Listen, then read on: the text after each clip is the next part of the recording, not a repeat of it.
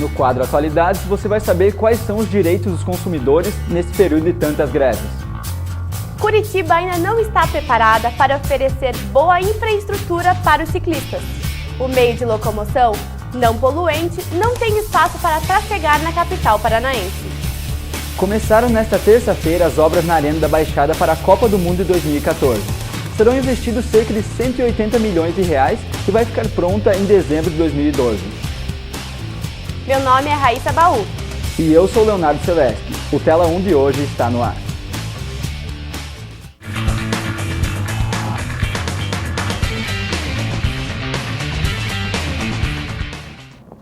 A Agência Nacional de Vigilância Sanitária, a Anvisa, liberou a venda da sibutramina. A substância é um dos remédios mais vendidos para o combate à obesidade. Médicos e pacientes precisam assinar um termo de responsabilidade sobre os riscos do medicamento à saúde. A Anvisa determinou também a proibição da venda de outros medicamentos.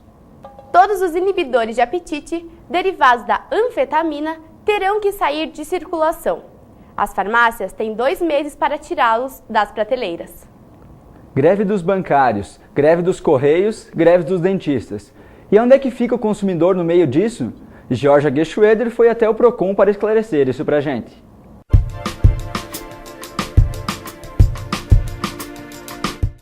Começa agora o Tela 1 Atualidades, o programa da Rede Teia de Jornalismo que propõe a discussão de temas do momento, sempre com um convidado para falar sobre o assunto. E o programa de hoje está diferente. Em meio às greves, a pergunta que surge é se elas são legítimas. E o consumidor questiona quais são os seus direitos. Para responder a essas perguntas, o Atualidades foi até o Procon. E hoje eu estou aqui no Procon para conversar com a chefe da divisão jurídica do Procon, Cila dos Santos. Oi, Cila, tudo bem? Boa tarde. Cila, existe alguma lei que ela regulamenta o direito dos trabalhadores de aderirem à greve? Sim, existe a lei que determina como essa greve pode ser feita. Então, a greve ela só pode ser feita atendendo a alguns requisitos. E, geralmente, os requisitos exigidos naquela lei, o principal, é que não pode fechar todas as agências, não pode o trabalho realmente parar totalmente. Então, há necessidade de deixar alguns funcionários, no caso, atendendo.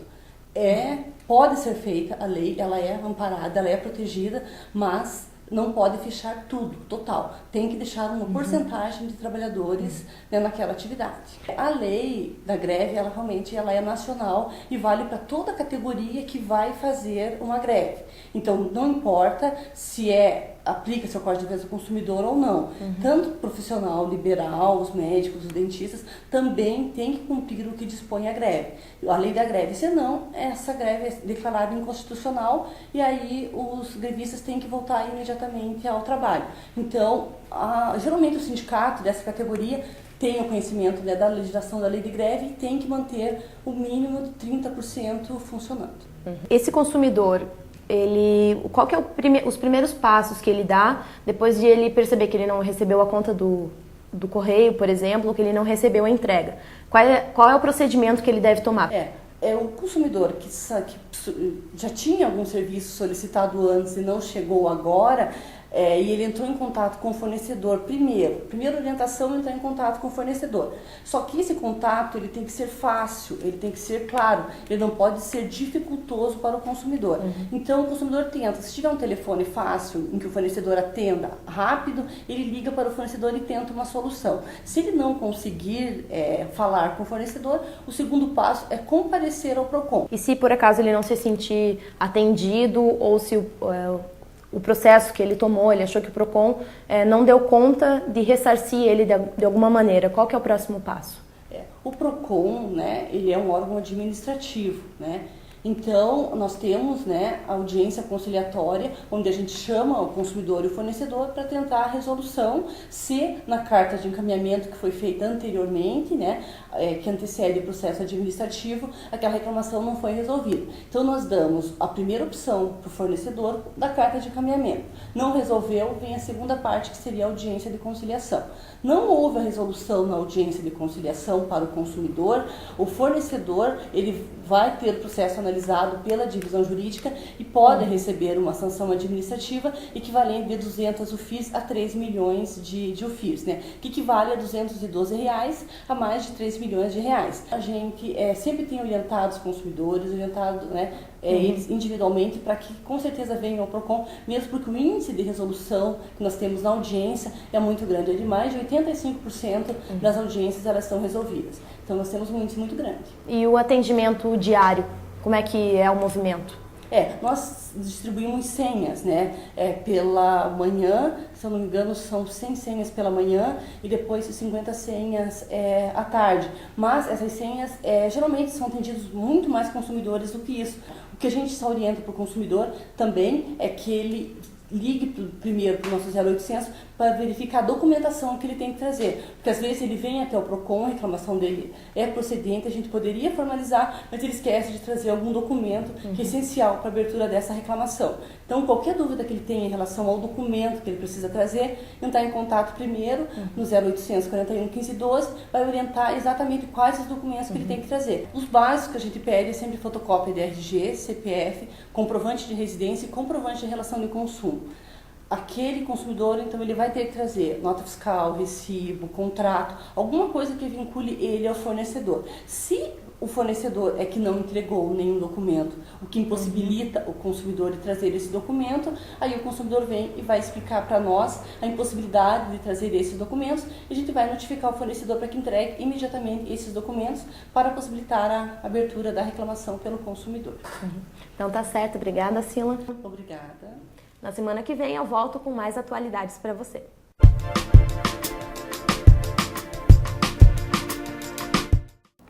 Para ver a entrevista na íntegra, acesse youtube.com/telaquadros. Na manhã dessa terça-feira, 2 assaltantes morreram após tentativa de assalto a uma churrascaria no bairro Guabirotuba, em Curitiba.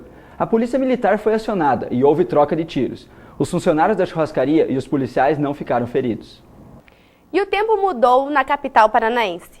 Nessa terça-feira, Curitiba amanheceu gelada, mas o sol apareceu no finalzinho da tarde. Amanhã, o tempo não muda e há previsão de chuva. A máxima deve ser de 22 graus e a mínima de 11.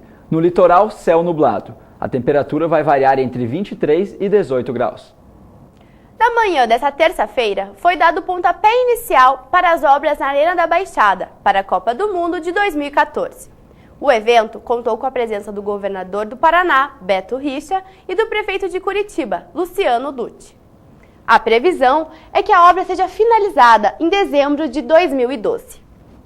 As obras vão custar 180 milhões de reais, mas nesse primeiro momento, os trabalhos estão sendo custeados com recursos do próprio clube.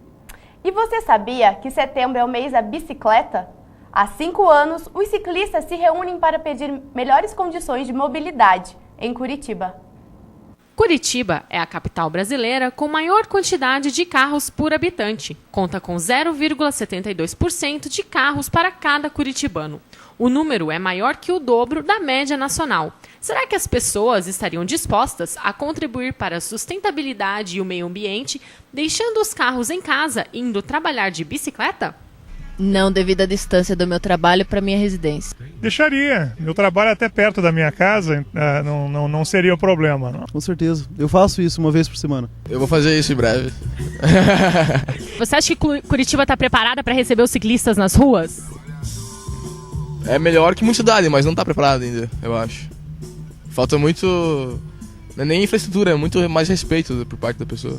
O problema, no entanto, é que a capital ainda não oferece uma estrutura adequada para os ciclistas. A dificuldade em transitar no meio dos carros acaba desestimulando o uso deste meio de transporte não poluente. O que os ciclistas curitibanos desejam são ciclofaixas, para fazer da bicicleta seu meio de transporte diário com segurança. Eu sempre saio de bike, tudo onde eu vou, estou de bicicleta, é uma coisa que ajuda muito, a gente vai rápido, não gasta e faz exercícios.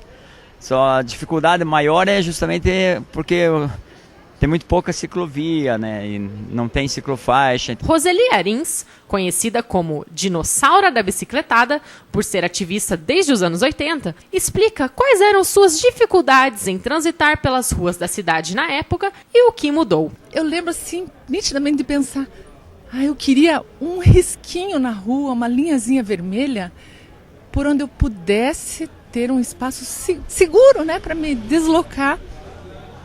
Anos 80, a gente tem hoje 2011, né? Aí quando eu soube desse movimento da bicicletada, eu estou presente sempre que eu posso, né? Mas, sinceramente, não vi mudança. Setembro é o mês da bicicleta em Curitiba. Vários eventos estão acontecendo em prol de um meio de transporte mais sustentável. Desde 2006, a bicicletada reúne pessoas que lutam por melhores condições de mobilidade e segurança para os ciclistas. O que a bicicletada defende é uma mudança de paradigma mesmo da sociedade, né? Que se sustenta sobre o automóvel, né? Então é justamente essa integração da bicicleta com o dia a dia das pessoas, com o trabalho, com o lazer, né? Em maio deste ano, os ativistas da bicicletada fundaram a Ciclo Iguaçu, uma associação para levar para as autoridades o desejo de uma cidade mais preparada para os ciclistas.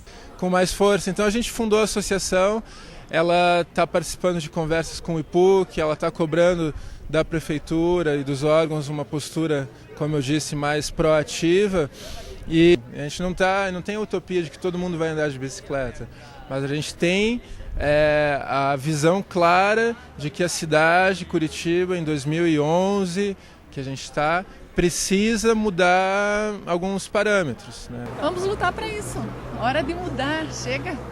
A esperança é que o poder público entenda que o trânsito da cidade pode melhorar e muito se houver estrutura adequada para os meios de transporte sustentáveis que geram mais mobilidade à vida dos curitibanos. Vai, bicicleta! Em Curitiba! Eu quero ver a ciclofaixa aparecer! E o Tela 1 de hoje fica por aqui. Se quiser participar com dicas e sugestões, manda um e-mail para tela1@up.com.br. Até amanhã. Até lá!